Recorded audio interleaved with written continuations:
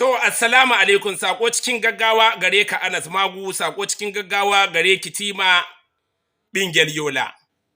Dan Allah, dan Annabi ina son amfani da wannan dama in isar muku da sako gani ga wani ya ishi wani tsoron Allah. Lokacin da Anas Magu ya haɗu da Teema Yola, lokacin da Teema Yola tare da Anas Magu, mutanen media TikTok ba su sani ba. Aka zalika kun tsince su ne a cikin ganuwar soyayyarsu. Saboda haka kuskure ne gare ku mutanen da ke kan TikTok. Ku rika tasowa kuna zagin ɗaya daga cikinsu na cewa ɗaya yayi wa ɗan uwansa butulci, abinda ba ku sani ba ku sani ba. Anas, a matsayinka na ɗa namiji ina kiranka ina kuma baka shawara kar ka yadda ka ba da fiska masu tunzurawa, masu tonon asiri, masu neman su sani ka ba su fiska. Yadda Allah ya rufa maka asiri kar ka bari wani a dalilin media ya tona maka asiri. Haka zalika ke ma Teema, yadda Allah ya rufa miki asiri karki yadda a dalilin media wani ya tona miki asiri.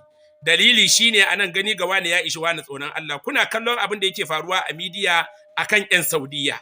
Kuna ganin abin da Zol suka zo suka kare da Maimuna akan media. Saboda kar ku bari mutanen da suke bibiya suke dago hotunan ku suke nuna kamar suna kaunar ki ne, kokari suke yi su dauko asirin ya su dawo da shi kan media domin a saka shi a matsayin abubuwar magana akan fefen mutane. Baki wannan akwai bakin da bai shi da albarka, akwai bakin da baya cin nama, akwai bakin da yake da kambun baka. A cikin wayannan maganganu ana iya yin sa kuma ya lalata al'amuran ku baki ɗayan ku. Kar ku bada fiska. Allah kadai ya san sirrin ku rike sirrukan ku.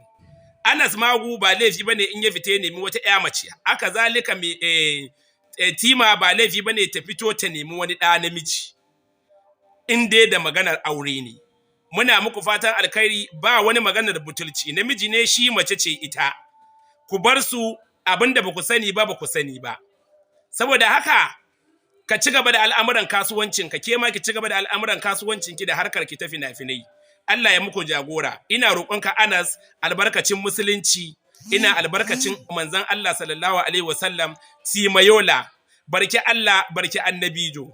Dan Allah, dan annabi ɓingel Yola, waɗumiyal. Ki haƙuri, ki kawar da kanki, ki toshe kunnuwarki, kar ki bada wa waɗannan munafukan mutane fiska ku tattauna kan matsalolin da ya faru tsakaninki da Anas. Dalili laifi ba ta da uwar ɗaki.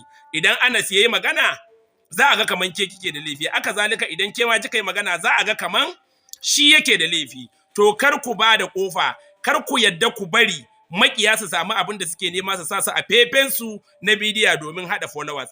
Allah ya tsine wa munafukai, Allah ka mana katanga da sharrin munafukai, Allah ka mana